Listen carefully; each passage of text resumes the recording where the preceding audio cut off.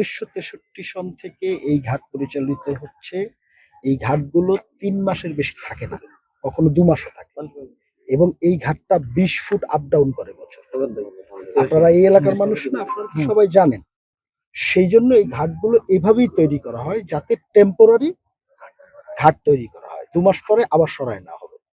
তো আমরা যদি এটাকে রড দিয়ে পার্মানেন্ট স্ট্রাকচার তৈরি করতে যাই, সেটা অনেক অনেক ব্যয়বহুল, মানে ৪-৫ গুণ কিংবা আরো বেশি, এবং সেটি ৩ মাস পরে আর কার্যকর থাকে না। তার সাথে যোগ হয় এই ঘাটগুলো ভাঙে, নদী ভাঙন হয়।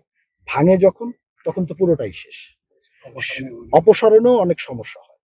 সেই জন্য এটার সিস্টেমটাই এইভাবে ডেভেলপ হয়ে আসছে যে এই বাঁশগুলো দিয়ে তার উপরে আপনারা দেখেন কয়েক ফুট ইট দিয়ে এটি টেম্পোরারি তৈরি করা হয়, আবার যখন পানি উপরে উঠে যায় আস্তে আস্তে শিফট করা হয়। সেই প্রক্রিয়ায় তৈরি করা হয়েছে। এবং এই বিষয়টি যেহেতু আমরা তদন্ত করে দেখেছি আপনাদের সংবাদের পরিপ্রেক্ষিতে, এবং আমি আগেও বলেছি বিষয়টি মাননীয় প্রধানমন্ত্রীর দৃষ্টিগোচর হয়েছে, আমরা সেই জন্য আরো সতর্কভাবে বিষয়টি ইয়ে করেছি। বাট আমার ব্যক্তিগতভাবে আপনাদের কাছে অনুরোধ থাকবে যে যেই বিষয়গুলো আপনারা প্রচার করবেন, আপনারা দায়িত্বশীল মানুষ, আপনাদের দায়িত্বশীল ভূমিকা থাকা উচিত। আপনারা একটু কষ্ট হলেও জিনিসটা জেনে নেবেন যে যতটুকু এস্টিমেট আছে, যেভাবে ডিজাইন করা আছে সেভাবেই তো হবে। নিশ্চয়ই আপনার ইচ্ছা মতো হবে না, আমার ইচ্ছা মতো হবে, তাই না? কারণ আপনার ইঞ্জিনিয়ারিং সেকশনে তো অনেকগুলো এটা তো টেকনিক্যাল বিষয়, এটা আবেগের বিষয় না। তো এই জন্যই আপনাদেরকেও আমরা অবহিত করলাম। আপনাদের কাছে আমরা কিছু প্রত্যাশা করি, সেই বিষয়টিও আপনাদেরকে জানালাম। এবং আমাদের আরো একটি কাজ আছে, আপনারা দেখছেন যে এই যে আমাদের অ্যাপ্রোচ রোড গুলোর মাথায় আমরা স্থায়ী ব্যারিকেড বসাচ্ছি। সেই কাজগুলো দ্রুত গতিতে চলছে, সবগুলোই ম্যাক্সিমামটা হয়ে গেছে, মূল স্ট্রাকচারটা। এই কাজটি হবে এবং প্রত্যেকটি ঘাটের অত্যাধুনিক সিসি ক্যামেরা বসানো হবে ঘাটের ভিতরে এবং মূল রাস্তায়, যাতে সার্বক্ষণিক মনিটরিং করা যায়।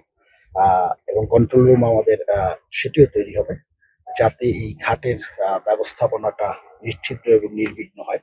আপনাদের মাধ্যমে এবং আপনাদের কাছে আমাদের অনুরোধ হলো, আমরা যে স্থাপনাগুলো তৈরি করছি আপনারা এগুলো আপনাদের জন্য, আপনারা নিজেদের সম্পদ মনে করে এই সিসি ক্যামেরাগুলো বা অন্যান্য যে স্থাপনাগুলো আছে সবাই যেন একটু যত্নশীল থাকে, এই বিষয়টি আপনারা খেয়াল রাখবেন।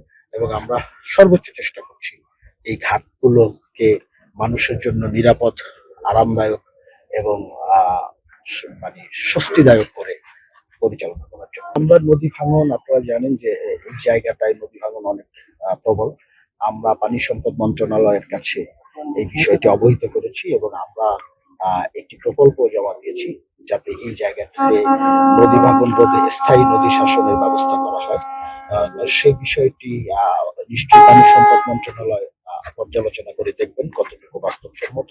বাট আমরা তাদেরকে প্রস্তাবনা দিয়েছি এবং আমরা আশাবাদী। বাট সেই পর্যন্ত, যতক্ষণ পর্যন্ত না যাওয়া যায়, আমাদেরকে মানুষের চলাচল নিরাপদ এবং নির্বিঘ্ন রাখতে হবে, সেই লক্ষ্যে আমরা কাজ করে যাচ্ছি।